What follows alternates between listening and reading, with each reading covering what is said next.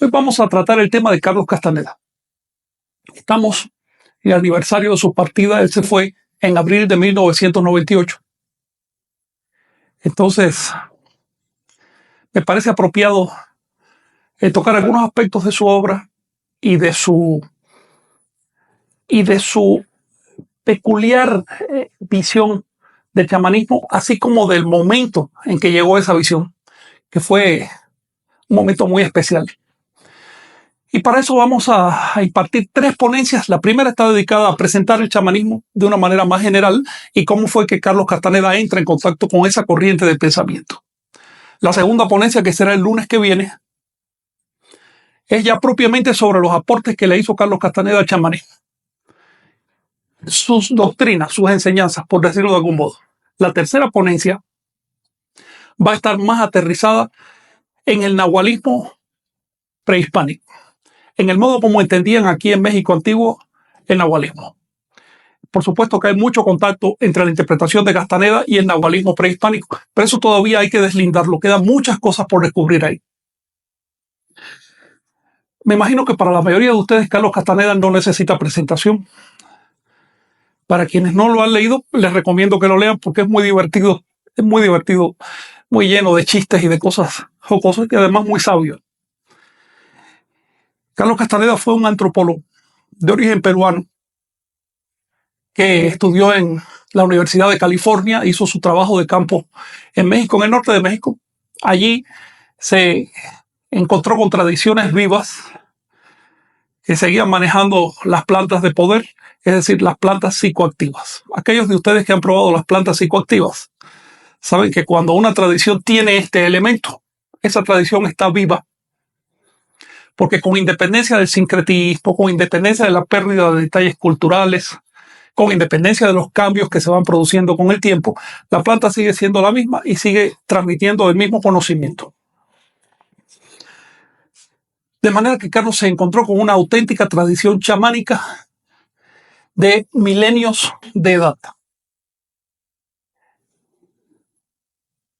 Lo primero que hizo fue asustarse. Esa es la primera impresión que produce el chamán. Miedo. Porque nos saca de la vida cotidiana. Nos hace entrar en otras áreas de la experiencia posible a un ser vivo. Pero nos saca de la vida del ser humano. El ser humano tiene unas costumbres, unas normas, unos valores que hemos establecido por consenso colectivo. Y es lo que nos hace sentirnos como seres humanos.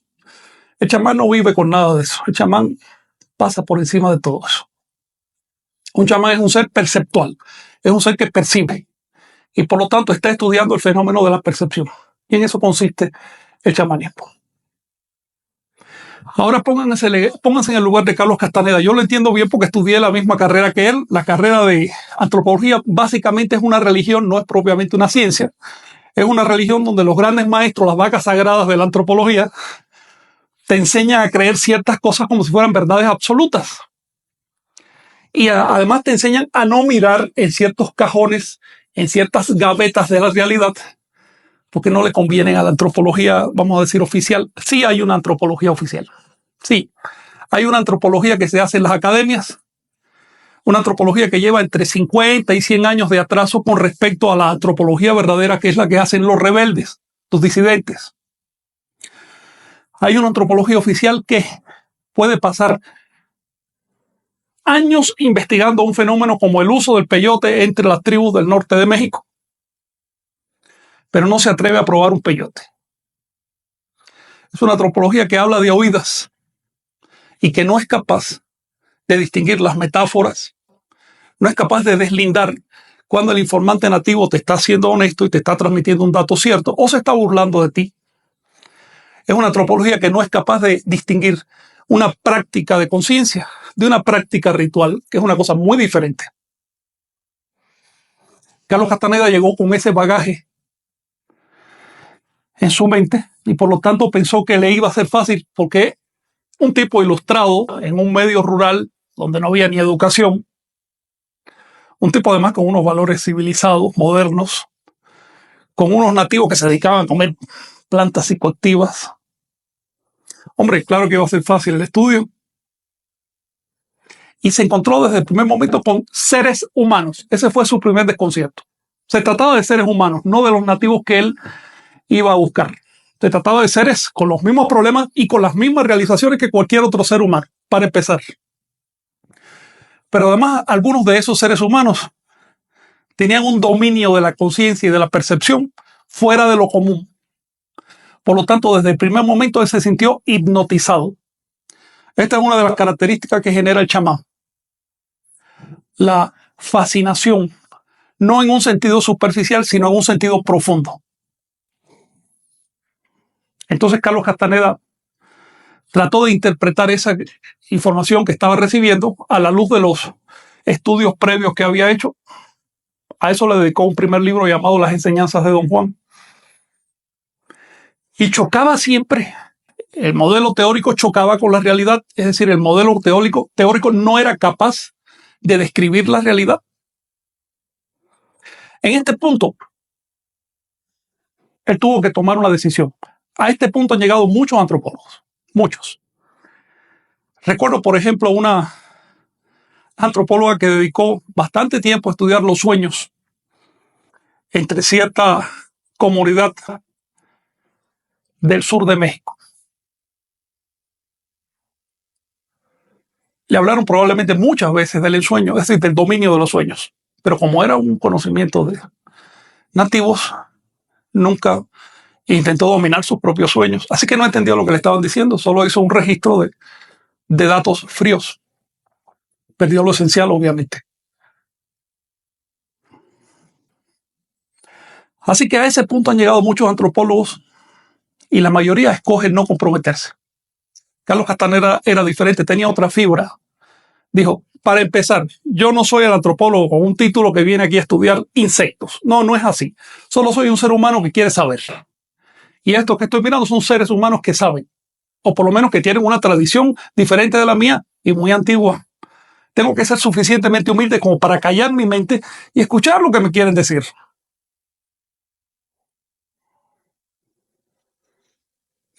Entonces entró en un mundo. Les voy a decir de antemano cómo es este mundo. El mundo del chamán es como un huevo. ¿Ok? Fácilmente puedes romper un huevo, pero te reto a que lo reconstruyas. El mundo del chamán rompe definitivamente algo. Y esa ruptura es suficientemente grave como para arrojar a la mayoría de quienes la experimentan a posiciones cercanas a la locura. Si vas a entrar al mundo del chamán, debes saber que te vas a enfrentar con los paradigmas que te constituyen como ser humano. Y que poner en entredicho el hecho de que tú eres un ser humano va a subvertir todas tus instituciones mentales, es decir, todas tus creencias, todo lo que te han dicho, la religión que tengas, el ateísmo que tengas, va a subvertirlo. Porque resulta que no eres un ser humano, eres un animal. Y lo primero que hace un chamán es reconocer ese hecho. Soy un ser natural, estoy en la naturaleza, soy un producto natural, soy un animal. Sin miedo, sin pena, porque no da pena ser un animal. Lo que da pena es no poder reconocer nuestro propio origen, porque eso significa que hay un problema mental. Cuando Carlos Castaneda se encontró con el hecho de que, como ser animal, es decir, como ser consciente, perceptor, no le había prestado atención al poder mayor que tenemos los seres conscientes, que es el poder de percibir el mundo. Cuando Carlos Castaneda se dio cuenta de que en su escuela jamás le habían hablado de cómo acrecentar el poder de la percepción, se quedó desconcertado. Durante décadas le enseñaron a tomar la información que recibía y meterla en cajoncitos, clasificarla, archivos. Y a esa colección de información él le llamaba conocimiento. Y de pronto se dio cuenta que eso no es el conocimiento. Conocimiento es, por ejemplo, cuando tienes ganas de estornudar, estornudar. Eso es saber. Eso es un saber real. Ese sale de dentro. Ese es un saber silencioso. Nadie te lo tiene que enseñar. Conocimiento es saber distinguir si tienes hambre o no tienes hambre. Eso es saber. Ese saber costó miles de millones de años de evolución. Eso es un saber grande, no simplemente clasificar datos en unos cajoncitos. Pues si sabemos distinguir entre el hambre, la sensación de hambre y la sensación de estar satisfechos, si sabemos distinguir entre la sensación de sueño y la sensación de estar despierto, ¿por qué no seguir cultivando esas sensaciones naturales, esos saberes naturales? ¿Por qué no extenderlos? ¿Por qué no aplicarlos hasta saber de una primera mirada si lo que me están diciendo es cierto o es falso? Sin necesidad de estar consultando eruditos. ¿Por qué no basar la vida en la experiencia? En lugar de hacerlo en datos que me dieron otras personas. ¿Por qué basar la vida en el creo en lugar del yo sé? Si nos ponemos a pensar, hoy en la Tierra el 90% de las personas creen en un ser supremo. Ni uno solo de ese 90% lo ha experimentado. ¿Por qué no basar la vida en el yo sé? ¿Por qué refugiarse en el yo creo? Cuando digo yo creo es porque no estoy seguro. Yo creo que va a llover al rato, pero no estoy seguro. Ahora, si estoy seguro, yo no digo yo creo. Por ejemplo, sé que hace 2 días llovió aquí. ¿Ven? ¿Ven qué certidumbre? ¿Por qué no basar la vida en la certidumbre? En esa piedra firme de la que hablaba Jesús, en vez de la arena de las creencias. Esa fue la disyuntiva a la que se enfrentó Carlos Castaneda. Por un lado, el culto occidental a las creencias clasificadas como conocimientos científicos, y por el otro lado, el culto indígena a la experiencia. Voy a experimentar para saber, y mientras yo no haya experimentado, no me voy a atrever a decir que esto es cierto, porque sería deshonesto de mi parte. Carlos tomó el camino bueno, pero ese camino lo enemistó con la academia, así que imagínense. De pronto un académico que iba a investigar indígenas como quien investiga cucarachas, resultó absorbido por esas cucarachas y se convirtió en paladín de las cucarachas, y entonces los académicos quedaron como personas que realmente no sabían de lo que estaban hablando. En ese punto tuvieron que cortar a Carlos. Es decir, su información no fue aceptada por las academias, sus libros ya no fueron aceptados como tesis. Empezaron a investigar detallitos, como por ejemplo, ¿es cierto que fulano usaba zapatos o usaba guaraches? Oye, pero tú tienes 2 mujeres por ahí. Se fueron por el chisme y se siguen yendo por el chisme. La información real de Carlos Castaneda es muy sencilla. Esta noche, cuando te acuestes a dormir, puedes hacerlo de 2 maneras. Como un pinche saco de papas o como un ser consciente. Esta noche puedes hacer 2 cosas con tus sueños, controlarlos o no controlarlos. Y eso lo sabrás tú. Y tú estás solo con esa decisión. Y ahí no importan todas las academias y todos los títulos eruditos. A la hora de la verdad, que es la hora de la muerte, que es ahora. Lo que importa es cuánto dominas tu conciencia, cuánto has expandido tu conciencia, no cuántos datos tienes en el archivo del intelecto. Castaneda es un fenómeno. Fue un fenómeno desde el primer momento. Primero fue un fenómeno de ventas de libros. Estaba vendiendo, acabado de publicar las enseñanzas de Don Juan, en la primera semana ya estaba vendiendo 38,000 ejemplares y así siguió y fue creciendo. Y esto, por supuesto, llamó la atención, porque ya cuando pasas de unos miles de ejemplares empiezas a imprimir una huella sobre la cultura. Hay que reconocer un hecho. Buena parte del éxito de Castaneda se debió al momento en que publicó sus obras. En ese momento estaba el movimiento hippie en toda su fuerza. Piense que las enseñanzas de Don Juan salieron en Estados Unidos en el año 1968. Fue el año hippie por excelencia. Ya hacía unos 5 o 6 años que los hippies estaban decididamente entregados a la perceptual a través de plantas y a través de ritos y a través de cosas que hacían, y también a través del contacto con pueblos antiguos. Entonces Carlos llegó en un carro de cultivo que estaba muy enriquecido. Por supuesto que desde el primer momento su obra fue recibida, fue leída, fue comentada, causó sensación. Y estamos hablando de una obra inicial que era bastante pobre, porque las enseñanzas de Don Juan es un libro divertido, pero es un libro es relativamente pobre en comparación con el resto de la obra de Carlos Castaneda. El mismo Carlos Castaneda decía que ese primer libro fue solo un compromiso con la academia. Tuvo que rehacerlo varias veces para que quedara bien, para que se lo pasaran como tesis. El caso es que llegó en el momento exacto y llegó en el medio exacto. Si Carlos Castaneda hubiera sido chino, bueno, no solo no hubiera podido publicar, lo hubieran metido en un campo de concentración o algo así, ¿no? Por atreverse a escribir cosas diferentes a las que dictaba el Partido Comunista Chino. Eso es un hecho. Si Carlos Castaneda hubiera venido en otro momento, aunque fuera allí en Estados Unidos, por ejemplo, ahorita, es posible que su obra no hubiera pasado de un cierto círculo. Pero el espíritu quiso que llegara en el momento y lugar adecuado. Y por eso hoy estamos hablando de él, por eso hoy lo conocemos. Y por eso su obra es un valioso aporte a la humanidad, porque hubo una humanidad receptiva. Así que el conocimiento siempre tiene dos partes. Quienes lo descubren y quienes lo reciben.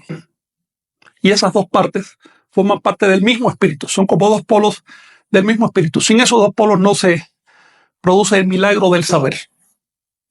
Ahora bien,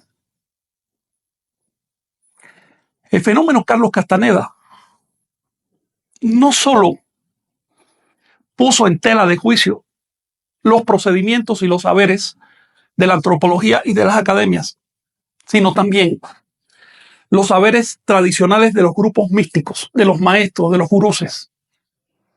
Por ejemplo, les pongo un simple ejemplo. Tradicionalmente los guruses de la India, de China, nos decían, tómalo con calma, no tienes que ser perfecto, no tienes que ser total, vas a reencarnar 1.000.000 de veces más, vas a seguir vivo. Así que puedes pasarte la vida durmiendo como un cerdo, eso no es problema, vas a seguir vivo. Tú eres vivo porque tú eres importante y tu ego debe seguir viviendo. Es más, si te fuerzas y con un poquito de sugestión, puedes hasta recordar vidas pasadas. Y seguro que fueron vidas importantes, porque tú ahora eres un pinche miserable, pero hace 2.000 años seguro que eras un faraón. De paso, pásame tu dinero. Esos son los gurús del Oriente. Carlos Castaneda nos dijo, te vas a morir, te estás muriendo, te queda poco. ¿Qué vas a hacer con eso? Carlos Castaneda nos dijo, no hay más allá. No hay esperanza para una persona dormida. Y una persona despierta ya murió y resucitó. No es para el futuro. Eso es aquí y ahora. ¿Qué vas a hacer con eso? Carlos Castaneda nos enfrentó al hecho de que debemos y podemos hacernos responsables de nuestra existencia. Y la palabra responsabilidad siempre genera un ruido. No queremos ser responsables. Queremos que por adorar a un ser supremo, a un espíritu, ya recibamos salvación automática. O queremos que por unas leyes kármicos, sansáricas, no sé qué cosa, ya tengamos vida eterna. Queremos las cosas fáciles. Y Carlos nos dijo, no, las cosas no son fáciles, son difíciles. Eso él lo aprendió caminando por los pueblos del norte de México, por los pueblos de los desiertos, norte de México, sur de Estados Unidos. Porque esos pueblos viven en ese estado de conciencia. Ahora bien, el fenómeno Castaneda se inserta en un fenómeno mucho más grande, que es el chamanismo. Y quisiera dedicarle unas palabras a este asunto. Ante todo, vamos a salir de dudas sobre qué significa chamán. Les voy a escribir la palabra en sus dos variantes.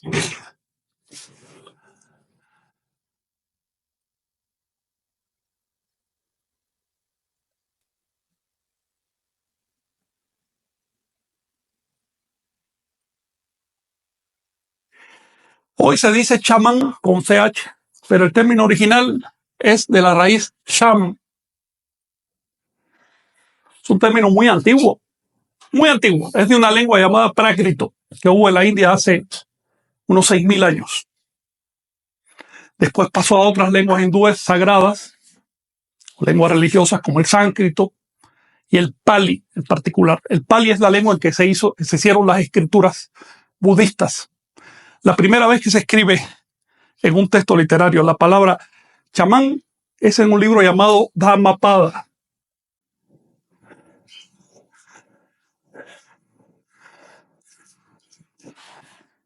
que es un discurso, probablemente el único discurso auténtico que se conserva, de Siddhartha Gautama Buda. Entonces él le dedicó muchos párrafos, muchos versos al concepto de chamán. Chamán viene de la raíz sham, que quiere decir en estado de paz o de meditación. Shaman significa meditante. En los libros budistas lo voy a encontrar así tal cual, shaman. En los libros de sánscritos de la religión hindú van a encontrar una R interpolada. Shraman. Esta R no es parte de la raíz, es una interpolación. Ahora bien,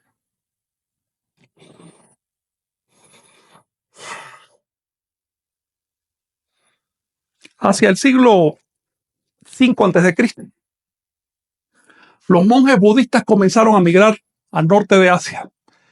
Llegaron a Siberia y allí se constituyeron en importantes órdenes, cofradías de investigadores que se llamaron a sí mismos chamanes.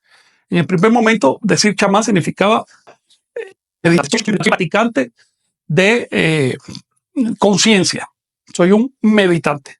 Ahora, con el tiempo, la palabra chamán fue derivando hacia el siglo XVIII, cayó en manos de los investigadores rusos, poquito después pasó a la academia y ha llegado a nosotros hoy como si fuera un término siberiano. La verdad es que el término es muchísimo más antiguo, tiene más pedigrí y forma parte de la casta sacerdotal de los primeros budistas. En la actualidad ya no se maneja así.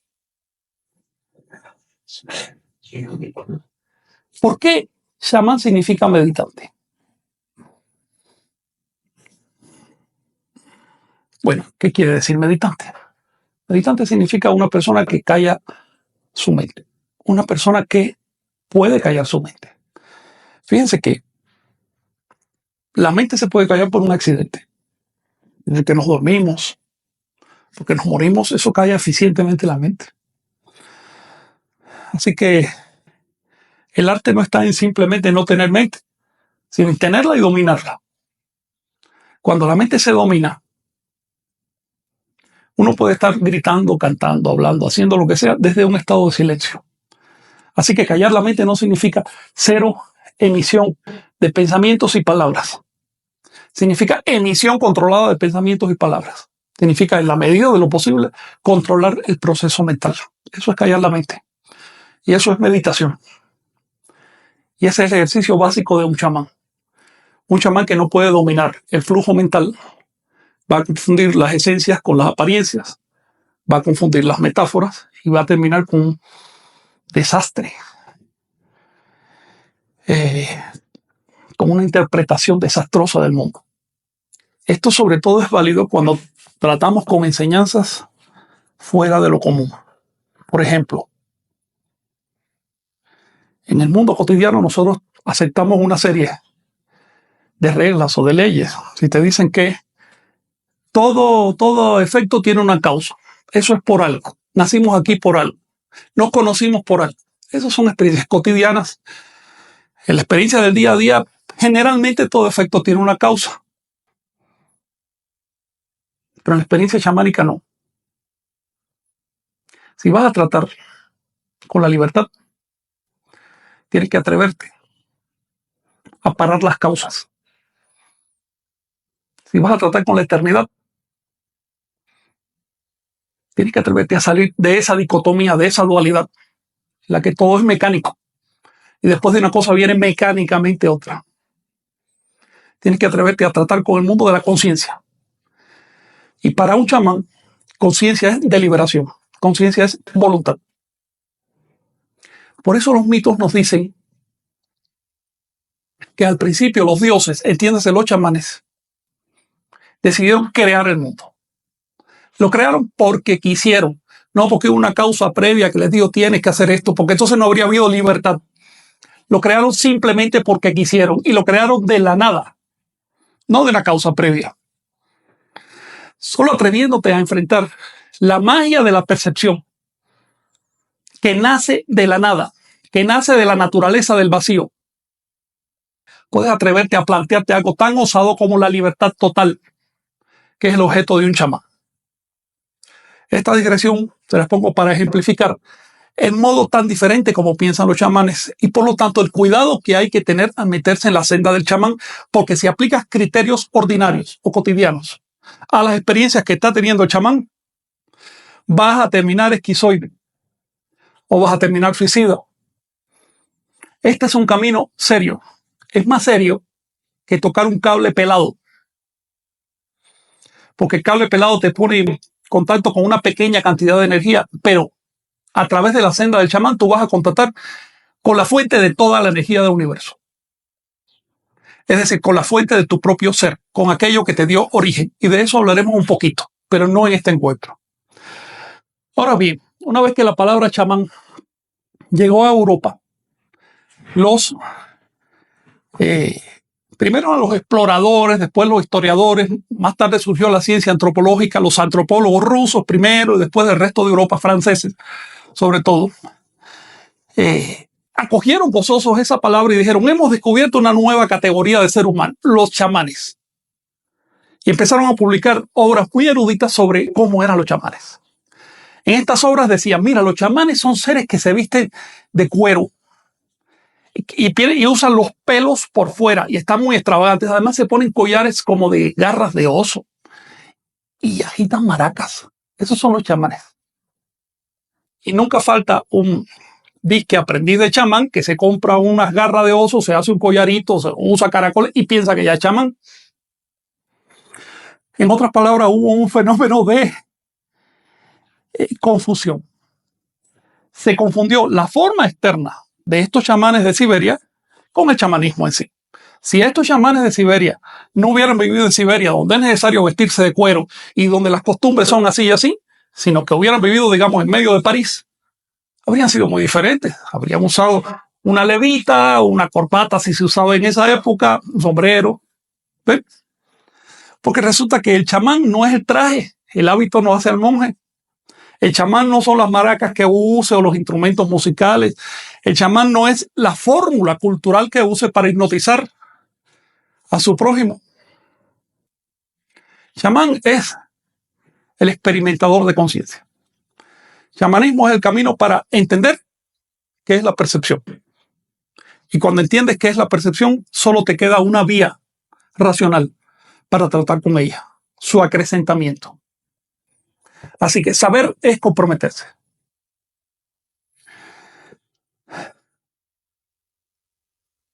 Esto lo digo porque en la actualidad la palabra chamán está muy distorsionada. El chamanismo se interpreta muy mal. Cualquiera se considera chamán. Y eso está dañando el camino. Luego hay una persona sincera, digamos un chico joven que de veras quiere entender de qué se trata y puede pasar 20 años repitiendo tonterías. Puede pasar 30 años de su vida haciendo rituales huecos o metiéndose en órdenes y en instituciones, en iglesias, sin un contenido real. Un chamán no necesita de otra cosa que sus propias capacidades de percepción y quizás el estímulo para empezar a desarrollarlas. Lo primero que hace el chamán es sentarse a meditar. Cuando uno se sienta a meditar por primera vez es muy divertido, porque como ¿qué te diré? Al medio minuto ya la mente está inquieta. Dice, oye, ¿qué es esto? No estás haciendo nada. La mente no entiende que sí estás haciendo algo, estás dominándola. Como a los, ¿qué será? 2 minutos, empiezan las picazones. En ese momento te pica todo. Oye, antes yo estaba de lo más tranquilo, nomás me siento a meditar y ya me empieza a picar todo. Ya tengo que moverme, necesito mover porque me siento incómodo. Si persistes, si dominas tu cuerpo, si dominas tu mente, si dominas tus sentidos, como a los, ¿qué será? 7, 8 minutos te empieza a doler la columna. Porque no sabes sentarte bien. Obvio, si estás así, la parte de arriba de la columna está colgando de los músculos de acá y en un momento que duele. Así que el chamán tiene que entrenarse en varios campos. Para poder meditar eficientemente, primero tenemos que entrenar un poco el cuerpo. Parte de la senda del chamán son los ejercicios físicos. Estos ejercicios, bueno, los conocemos sobre todo por la India, por el yoga, pero es que en todas partes hay, entre los esquimales, por ejemplo, allá en En el norte de América hay una tradición muy fuerte de ejercicios similares al yoga, pero quizás un poquito más fuertes. Similares al yoga, pero quizás un poquito más fuertes. En toda Siberia, en toda Mongolia, incluso se conservan esos ejercicios entre algunos grupos aislados de musulmanes. Se conservaban en la Grecia antigua, donde le llamaban gimnosofía. Algunas órdenes de monjes cristianos también los tienen, y por supuesto que había en América esos ejercicios. Una vez que tú aprendes a dominar el cuerpo, lo siguiente es dominar la mente. Es decir, ya tengo el cuerpo tranquilo, ya mi cuerpo sabe estar, porque 1, 2, 3, 8 horas sentado en paz en un rincón. Ahora es la mente, para que la mente no esté diciendo, oye, tengo que atender a qué problema, ahora me acordé de tal cosa. La mente en paz, la mente quieta, que no interfiera en el proceso. Solo después de un estado de paz mental, que es un umbral que cada uno de nosotros encuentra en su momento. Digamos 10, 20 minutos. Solo después de ese umbral empieza a despertarse algo dentro de nosotros. Empieza a despertarse algo así como un poder. Ese poder es ver. Ver. Es ver directamente. Es ver sí la mente. Es ver las cosas tal como son. Y resulta que cuando ves las cosas tal como son, ya no son cosas. Ya son un flujo de energía. Ya son puntos de intensidad de la energía. Ya no son cosas. La cosa está en la mente. El objeto está en la mente. Las definiciones, las funciones están en la mente. Empiezas a ver el mundo como lo que realmente es. No voy a seguir hablando de la experiencia meditativa porque podríamos dedicarles una sesión a eso.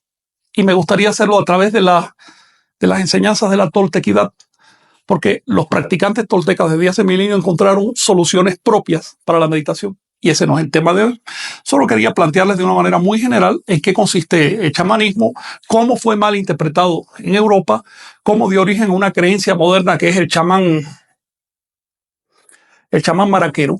Bueno, yo le digo a esta persona, si tú lo que naciste para maraquero, reconócelo, eres un maraquero, no eres un chamán. Si quieres ser chamán, tienes que primero que salirte de ritos.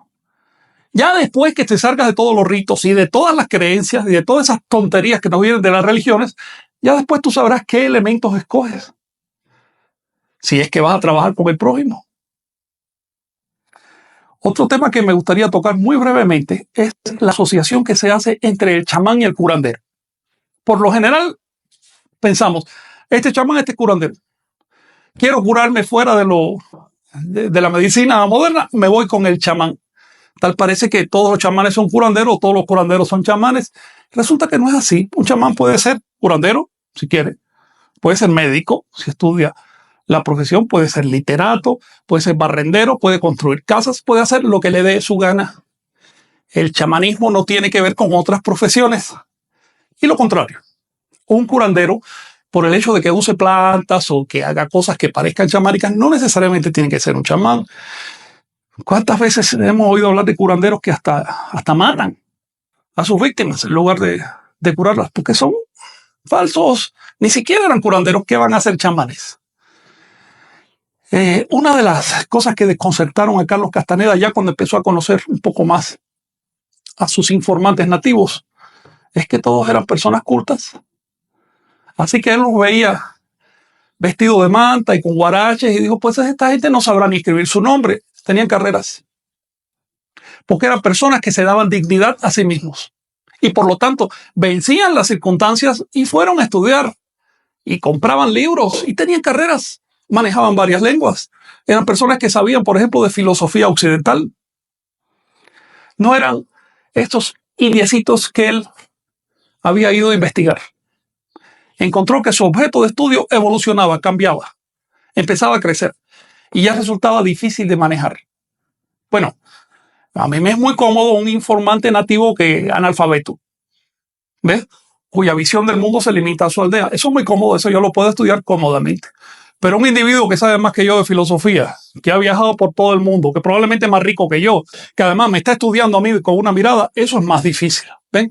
A eso se enfrentó Carlos y por eso él mismo, de manera voluntaria, dejó de ser antropólogo y se convirtió en brujo. Y aquí entramos en otra palabra. Si ustedes leen la obra de Castaneda, van a ver que en los primeros libros él se refiere a los chamanes como brujos. No les llama chamanes. A partir del cuarto o quinto libro es cuando empieza a introducir levemente la palabra chamán y termina diciendo, estos son los mismos chamanes de todas partes. Y ya al final de su obra, él mismo confiesa que una vez estuvo reflexionando sobre darles un nombre más propio de acá, de México. Y realmente es nahualismo el sistema. El sistema de los chamanes de México se llama nahualismo. Esto nos enfrenta a una pregunta. ¿Chamanismo y nahualismo son la misma cosa o no?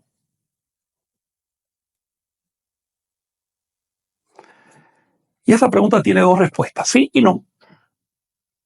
Sí, porque finalmente el nahualismo que se desarrolló en el México antiguo es chamanismo, es lo mismo que el chamanismo universal. En el México antiguo no usaban la palabra chamán, usaban la palabra nahual. ¿Ves? No hablaban las lenguas de Asia, hablaban las lenguas de aquí. Por lo tanto, al chamán le decían nahual. Así que la primera respuesta es sí, chamanismo y nahualismo son la misma cosa. El chamanismo es lo que se desarrolló en Asia, el nahualismo se desarrolló en México y si tú quieres en toda América. Pero hay un detalle, hay un leve matiz, hay una diferencia. Y para entender esa diferencia, tenemos que comprender dónde se desarrollaron estos conceptos. El chamanismo se desarrolló en el Viejo Mundo. Cuando empezaron a surgir las civilizaciones, el chamanismo empezó a aislarse.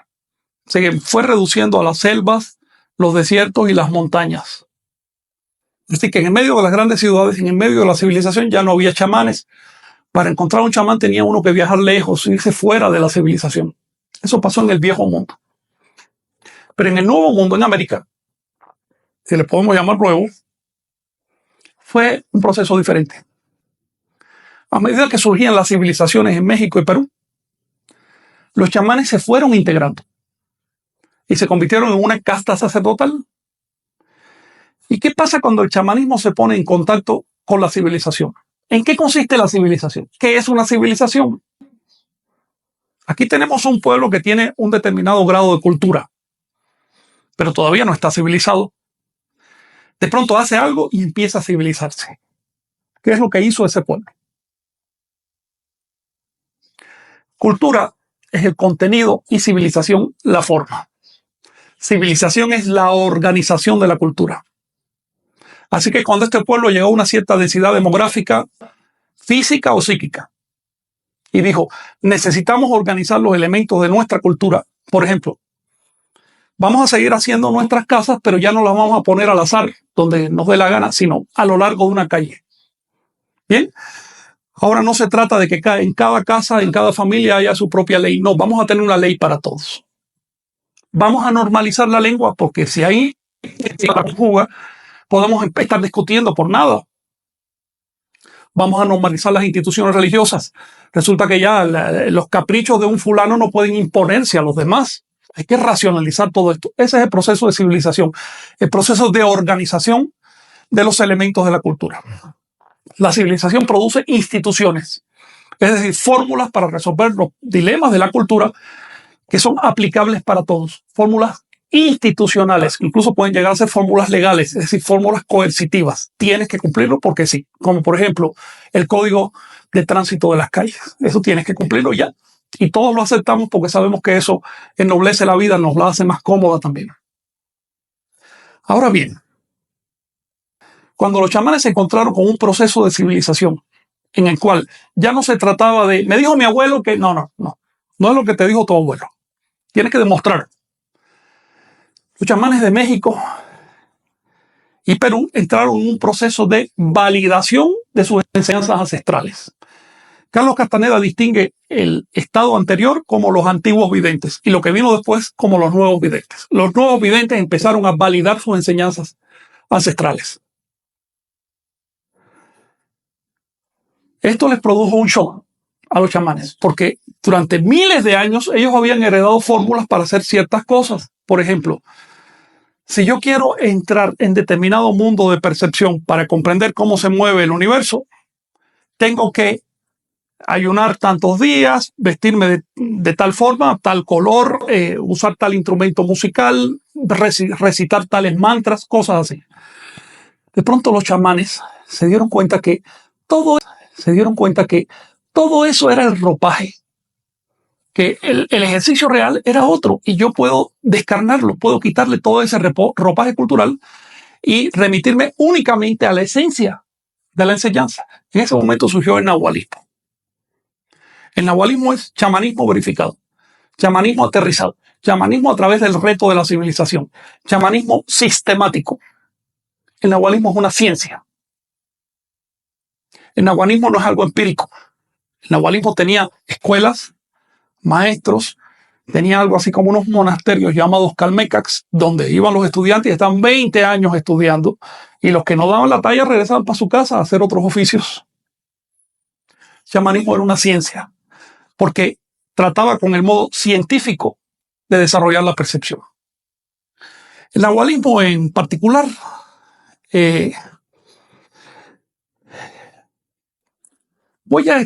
vamos a escribir la etimología de Nahual para salir de dudas sobre lo que les voy a decir ahora. La palabra nahualismo deriva de Nahualot, que a su vez deriva de la raíz Nau. La raíz Nau significa exponencial, no duplicar, sino exponencial. Tomar una cosa que está en un orden y proyectarla a otro orden, a un orden superior.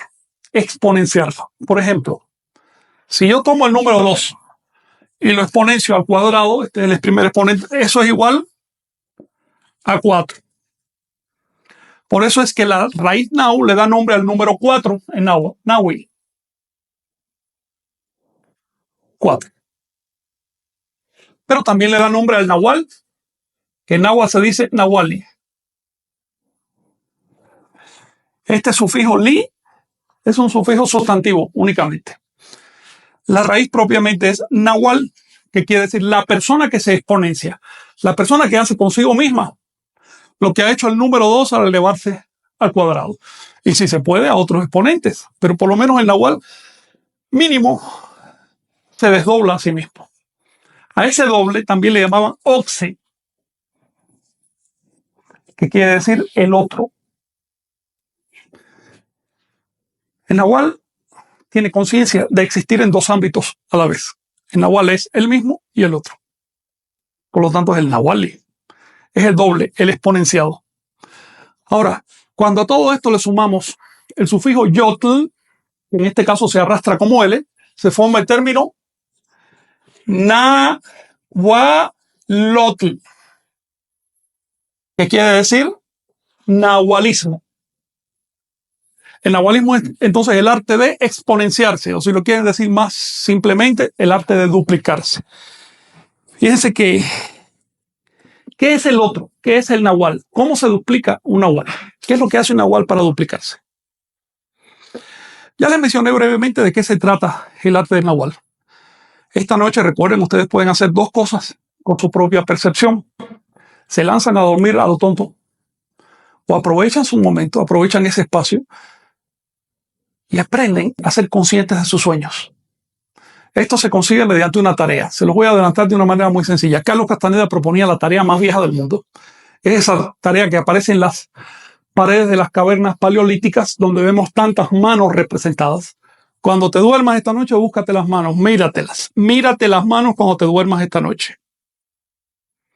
Si te miras las manos, vas a saber de qué te está hablando Frank Díaz en este momento. Pero tienes que hacerlo, y eso es algo que yo no puedo hacer por ti.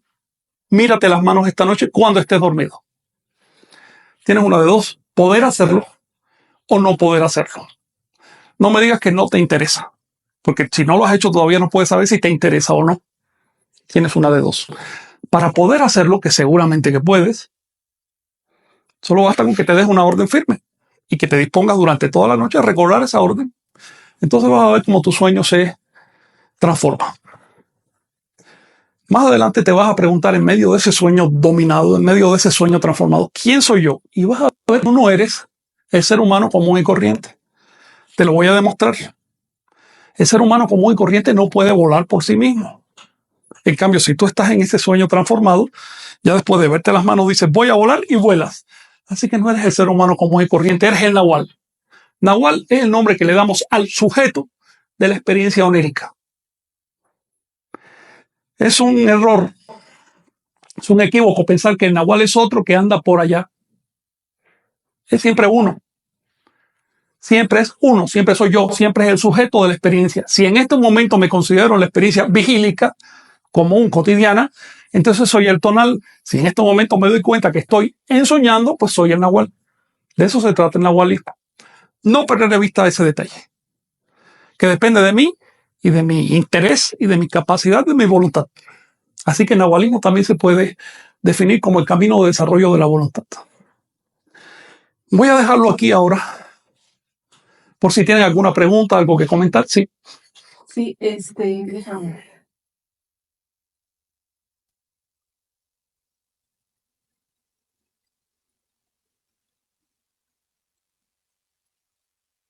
Ella pregunta, ¿dónde puedo encontrar ejercicios para el cuerpo provenientes de nuestra cultura? Buena pregunta, Nestalí. Dos respuestas. La primera es, puedes encontrarlas en las fuentes de Anahu, es decir, en las crónicas que se escribieron en el siglo XVI, en los códices pre y post hispánicos, en las esculturas, en los platos, en los murales. Puedes encontrar esos ejercicios en las fuentes o puedes encontrarlos de una manera ya elaborada, ya más asequible a nosotros, a través de diversas investigaciones que se han hecho. Podría mencionarte ahora varios grupos que están tratando con ese tema, es decir, tomando ejercicios de la fuente y tratando de incorporarlos a la actualidad. Lo que yo te puedo recomendar, pero con cuidado, siempre con cuidado, es la práctica de Quina. Práctica responsable, tranquila, sin exagerar. Recuerda que las posturas que ves en las fuentes, por ejemplo, las figurillas prehispánicas, son exageradas. Están hechas así para demostrarte el esplendor de la postura. Pero si uno lo va a hacer a lo tonto, puede hasta romperse un hueso. Así que estas cosas hay que tomarlas con una cierta sobriedad. Si quieres, podemos platicar más adelante de ese asunto. Le quiero dedicar unos encuentros al tema de Quinam, es decir, equilibrio, que es el nombre que se le da modernamente a las posturas del México antiguo. Quiero decirte además que en la antigüedad no le llamaban Quina, le llamaban moyectilía, que es nuestra forma correcta de hacer. ¿Alguna otra pregunta? ¿Cuándo será la próxima clase? ¿Cuándo será la próxima clase? ¿Cuándo será la próxima clase? ¿Quién pregunta? Osiris James. Osiris. Mira, el próximo encuentro será el viernes a las 11 de la mañana y vamos a seguir tratando el tema de los viernes, que es ciencias toltecas. Estábamos con números vigésimales, así que el próximo encuentro el viernes. Pero la próxima clase, si quieres llamarle así, sobre el tema de Castaneda, va a ser el lunes que viene a las 9 de la mañana. Así que este lunes 13, el lunes 20, el lunes 27, lo vamos a dedicar a Carlos Castaneda.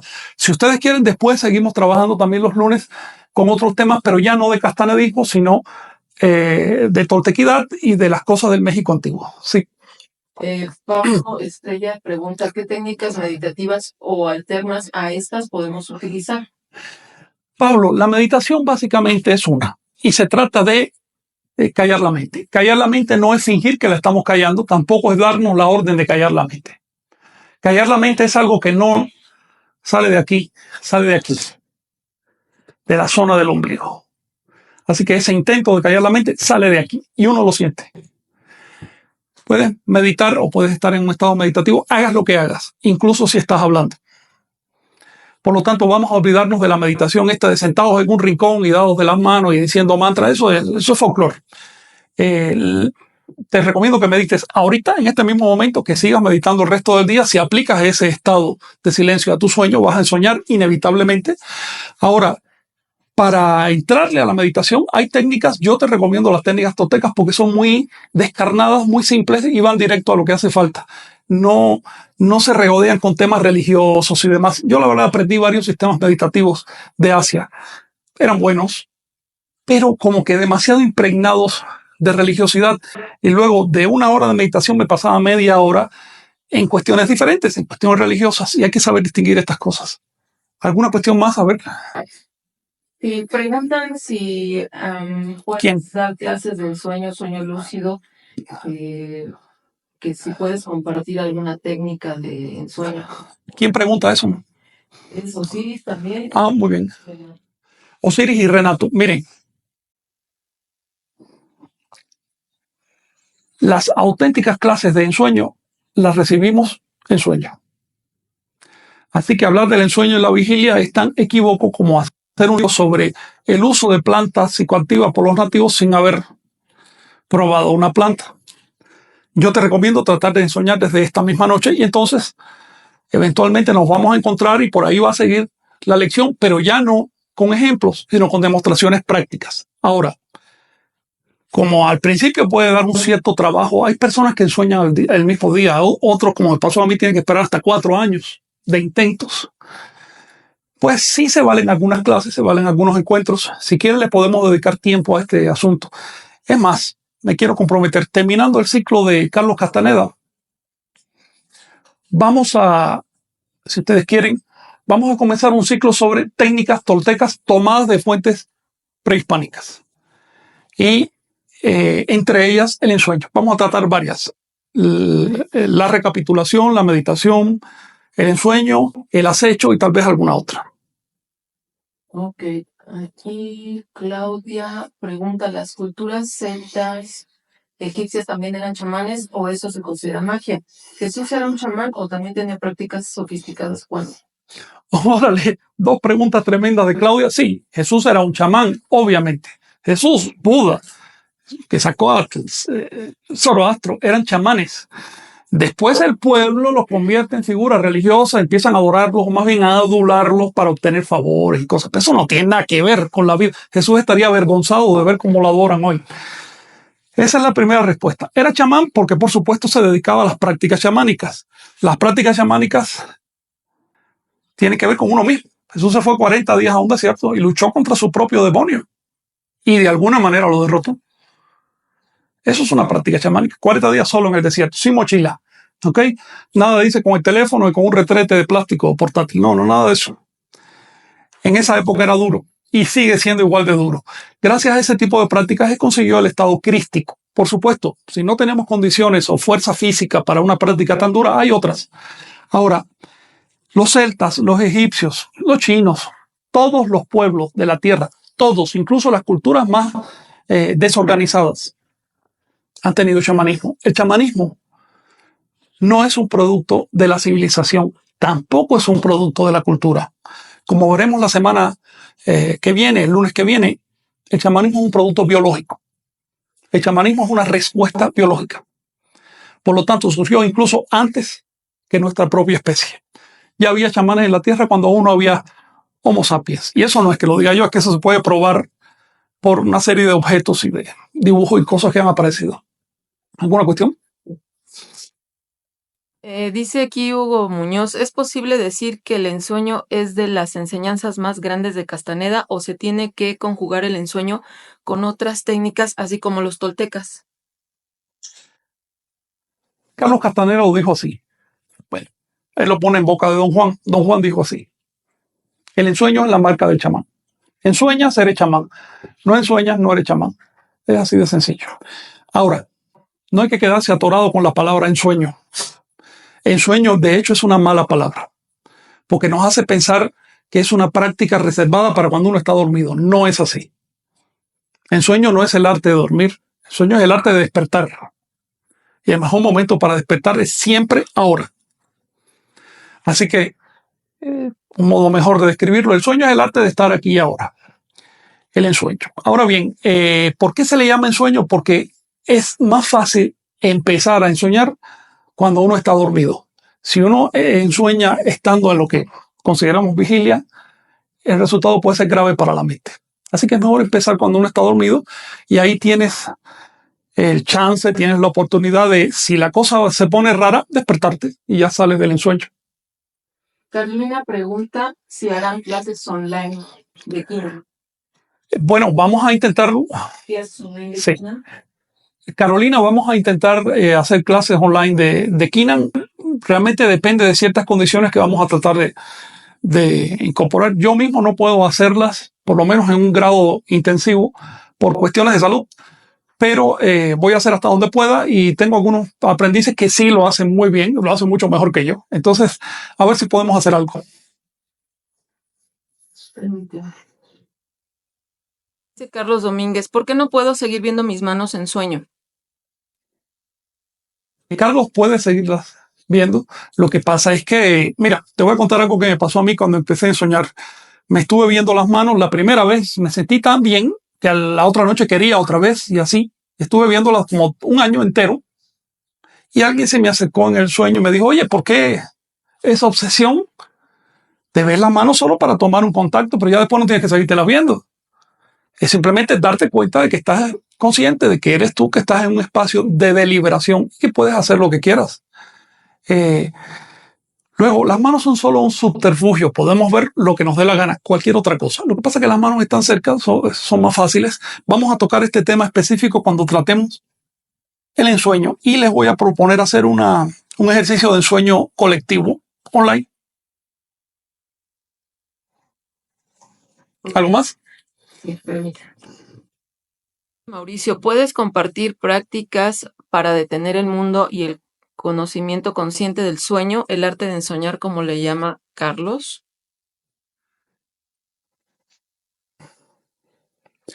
Les dije al principio que el camino del chamán es como romper un huevo.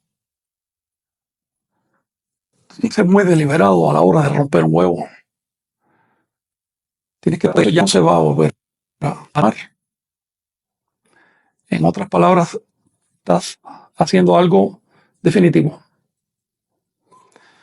Si te das cuenta, por ejemplo, que tu siguiente pensamiento, que tu siguiente movimiento físico, que tu siguiente palabra, que tu siguiente acción, van a generar ondas.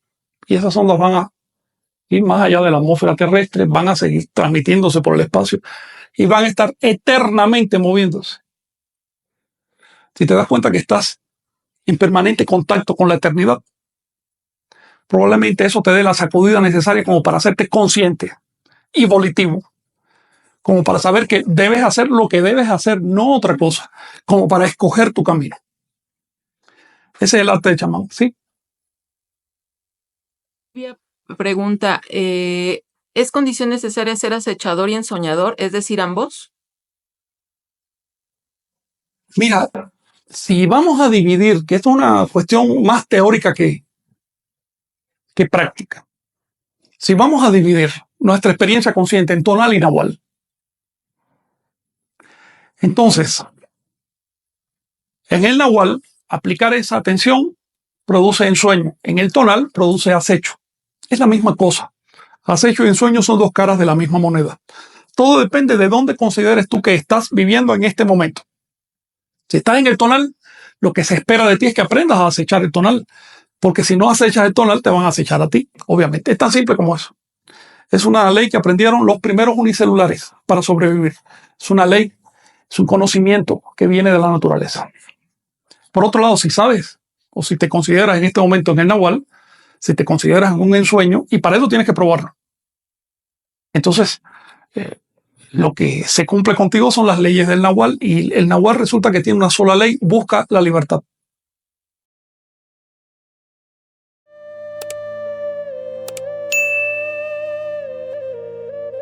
Suscríbete y activa la campanita para recibir las notificaciones.